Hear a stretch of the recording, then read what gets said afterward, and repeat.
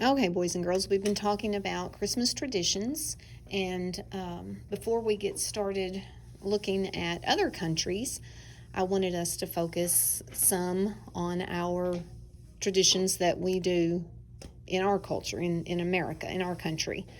Um, so, one of them is Santa Claus, the tradition of Santa Claus coming and delivering gifts, and then on Christmas morning you wake up and see what he brought you and that excitement that it brings.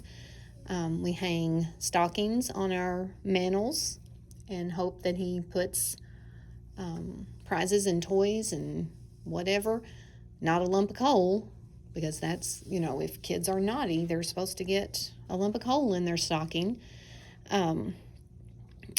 So knowing that, when we start looking at the cultures or the Christmas traditions in other countries, we're going to compare and see, do we have some things that are similar, or how are we very different from those other countries? So I have my favorite Christmas story. This was my mother's favorite Christmas story.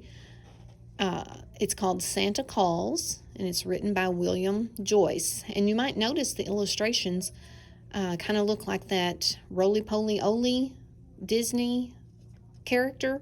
That's because William Joyce was the creator of Roly-Poly-Oly as well.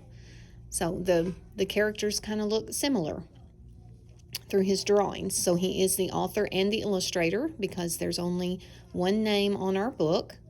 This is a very sweet story about a brother and a sister and the relationship that they have. So I hope you enjoy Santa Calls by William Joyce.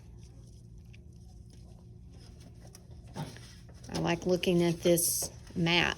This is a map of the Castle of the Dark Elves. And if you could see, you could zoom in, but this is a bad child receives a lump of coal. So there's an elf holding a lump of coal. The bad child becomes a dark elf. The mean mines of cold coal, where the coal for bad children is mined. So you see all those dots. Those are the coal mines. This is the land of the ice goblins here on this map. And then this is the castle of the dark elves where our great battle took place. So we'll learn about that battle in the book. And here's the North Pole in the middle, and it separates the Castle of the Dark Elves from Toyland. This is Santa's Toyland. This is Christmas Tree Forest. This is the best of the old, the best of the new, and the best that is yet to be. And this is a pup of the Canine Brigade. The City of Snow, home of the Centurion Guard. So that's Santa's Guard.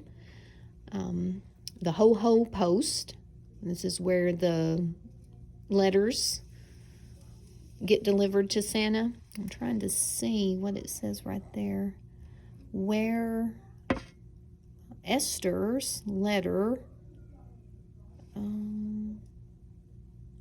that's Esther is the sister, so that's where her letter ended up. And this is the letter elf, first class. So they deliver the letters. Here's our title page, Santa Calls by William Joyce. And if you notice, this part right here really tells a lot of the story. So we see Santa reading a letter. He's looking at it and thinking about it, and then he's pointing on a map to the outline of Texas. So that's important details about our story. Art Atchison Ainsworth was a very singular boy. Orphaned at an early age by a gang of desperadoes, he had applied himself wholeheartedly to the making of inventions, the quest for adventure, and the fighting and smashing of crime. But despite all his bravery and bravado, there was, since the loss of his parents, a sadness in Art that could never be touched and a loneliness that was always with him. He lived in Abilene, Texas, with his aunt and uncle who ran a Wild West show and animal phangasmatoria. He had a best friend, Spalding Littlefeets, a young Comanche brave. He also had a little sister named Esther. If Art had one flaw, it was that he was often mean to his sister Esther. But that was all before the amazing Christmas of 1908, before the extraordinary adventure, before the mysterious box arrived and changed young Art forever.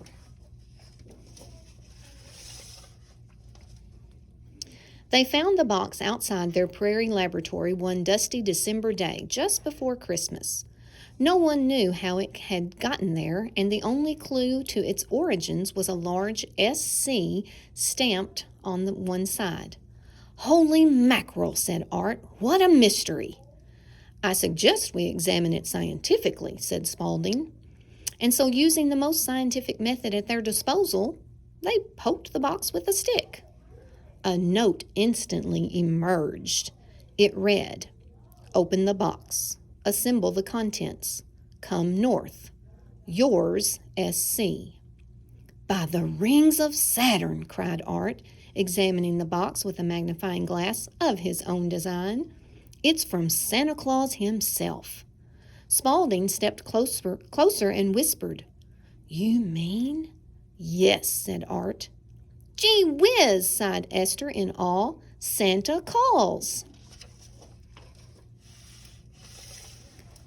Inside their prairie laboratory, Art and Spaulding set about opening the box. They poked and pried and pushed and shoved, but nothing worked. "I wish it would open," said Esther. The box rattled, then shook, then quaked, then opened. They were thunderstruck. "It appears to be a flying machine," said Spaulding. "To fly north in," said Art. "To see Santa," said Spaulding. "But why?" wondered Art. Esther smiled, but said nothing. For 3 days they worked feverishly. The basket they were to ride in was broken, so Spaulding lent his beloved canoe to the cause, and by dawn on Christmas Eve, the Yuletide Flyer, as they christened the amazing machine, was ready to fly. At first, Art refused to let Esther make the trip. "You're too little to come," he told her as he prepared to leave. "I'll tell you if you don't let me go," she threatened. Art gazed at her squarely and said, "You know an Amesworth never tells." Esther watched solemnly as Spaulding started the engine. A single tear trickled down her cheek. "Oh, all right, get in," Art relented. "You won't be sorry," she said, jumping aboard. "To the pole," shouted Art, and they lifted away undetected into the northern skies toward the icy unknown. By afternoon, using a compass of his own design, Art piloted them to the polar ice cap at the very top of the world. "I wonder why Santa has called for us," said Spaulding as he reached for a blanket. "To solve an Arctic crime wave, I'd imagine," said Art as he popped a candy into his mouth. They all grew quiet. There, just ahead, was the North Pole, shining through the clouds. It was the most extraordinary thing they had ever seen.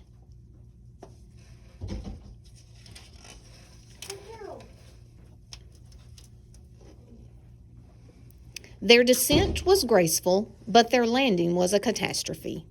The Yuletide Flyer spun wildly out of control. "We appear to be up an Arctic creek without a paddle," said Spaulding, as they crashed into the very base of the Great Pole. "We may be down, but we're not out," said Art, scanning the endless icy horizon with a spyglass of his own design. A man in a dogless sled sped toward them. "I am Ali Aku, captain of the Centurion Guard," he announced, jumping from the sled. "Step lively now. There is no time to waste. Darkness falls quickly here. And with it come the dark elves and their evil queen." "What are dark elves?" asked Spaulding, climbing aboard. "Trouble," said Ali Aku, as he gunned the sled across the frozen tundra. Within minutes, twilight was upon them, and with it an attacking army of dark elves. "Seize them!" screamed the queen. A barrage of snowballs filled the air. With ice spheres and slingshot, Art and Spaulding scattered the elves like ninepins. And Esther, little Esther, scored a direct hit on the Dark Queen herself. "Good shot," said Art. "Top notch. Absolutely bully." Esther smiled. It was the first nice thing Art had said to her for over a month. "Straight ahead to Toyland," yelled Ali Aku, and their sled soared up into the sky. "You've not seen the last of me, little girl," screeched the queen. But Esther hardly heard her, for the glowing lights of Toyland were now in sight. Toyland was everything they wished and more than ever dreamed possible. Creatures of every continent and people from every land brought together for one purpose and one purpose only, pronounced Ali Aku, to make toys. "But why has Santa sent for us?" asked Art. "I know not," replied Ali, as he steered them to an open square in the heart of the metropolis. "Now we go to bed," said Ali. "You must always go to bed before you see Santa. It's the rule." Escorted by a troop of splendidly uniformed dogs, a galloping bed appeared. "The Canine Brigade," remarked Ali, "Santa's personal pets." Try and show you. To receive one is the highest honor in Toyland. "To Santa and step on it," he commanded, and the bed sprinted through the shimmering streets. "By the moons of Jupiter, this is a swell place," said Art, wishing more than anything in the world to someday have a pup of the Canine Brigade. Then from the great hall of Santa, Mrs. Claus rushed out to welcome them. "We must bustle," she said, smiling. "Santa is waiting." Mrs. Claus led them into an enormous room. Drums rolled, Ali Aku bowed, the room grew quiet, and there stood Santa. If ever there was a man about whom there was an unmistakable air of mirth and magic, it was this dashing, rotund fellow who stood before them now. He was every inch a Santa Claus. "Spaulding, Art, and dear little Esther," said Santa, "it's Christmas Eve, and you're just in time." He stepped down from the globe of good children and waved them closer. "Shall we take a ride?" "Yes!" cried Esther. The two boys could only nod, speechless. Santa snapped his fingers and the Christmas sleigh was brought forth.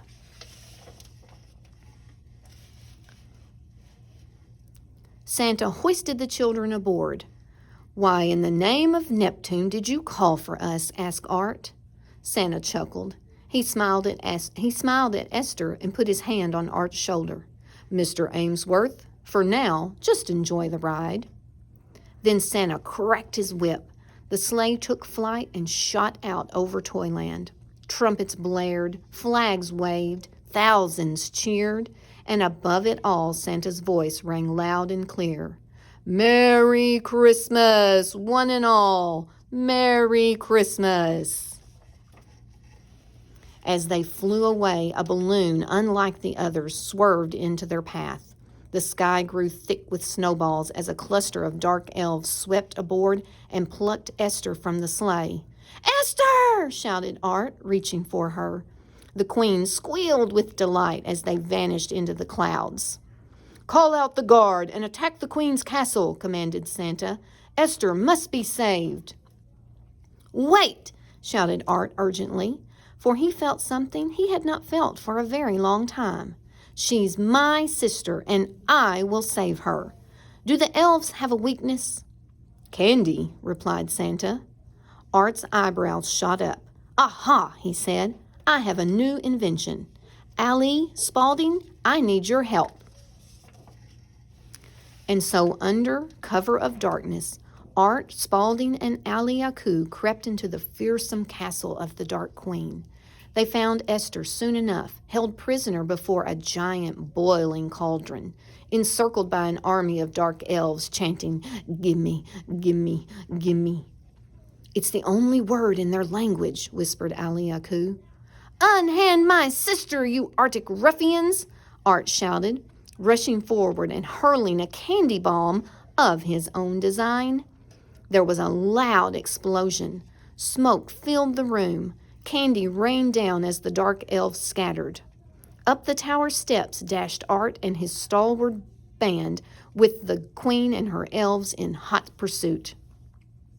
"I've still got one trick up my sleeve," panted Art. "What?" whispered Esther. "Licorice," Art replied as he quickly passed out supplies of the wretched black candy. "No villain in the world can resist it." The dark horde surged closer. "You can't escape me now," sneered the queen. "Let 'em have it," shouted Art, and they let loose their bitter barrage. "Licorice!" squealed the queen helplessly. The dark elves clamored greedily for the candy. All was chaos. Then a great jovial laugh pierced the commotion.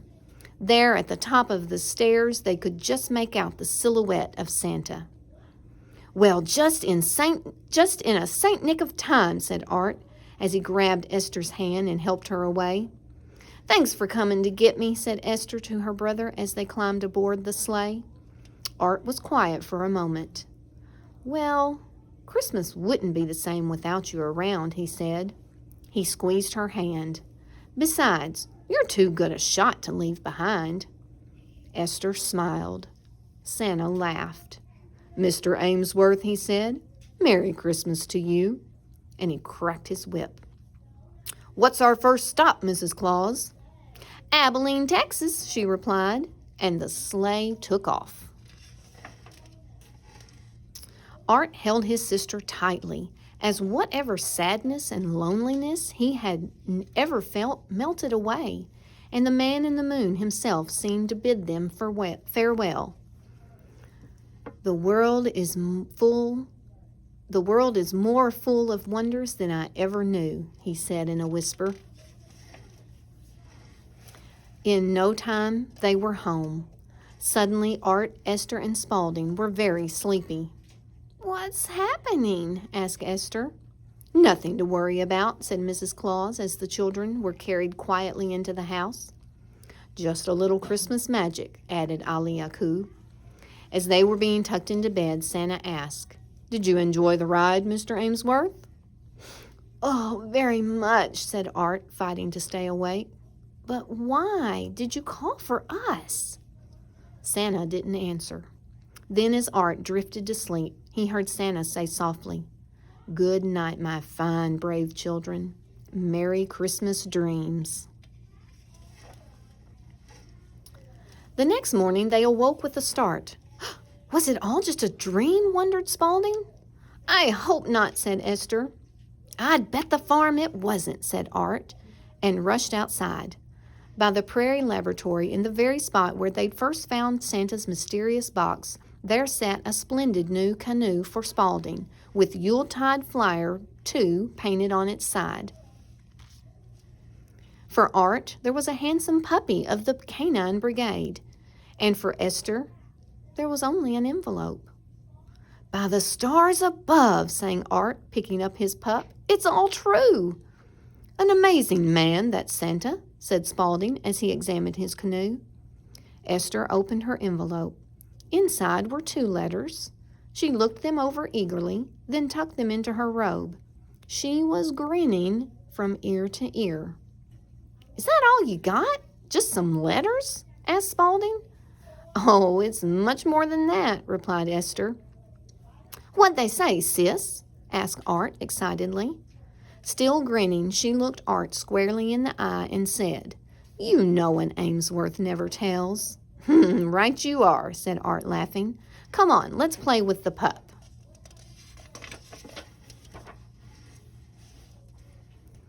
And play they did, happily, joyfully, till sunset and beyond. As they rested under the evening sky, Spaulding wondered aloud, "We still don't know why Santa called for us." "Yep," said Art, "but we did have a swell time, didn't we, Esther?" Esther nodded. "Supper's ready," called Auntie Amesworth from the kitchen porch.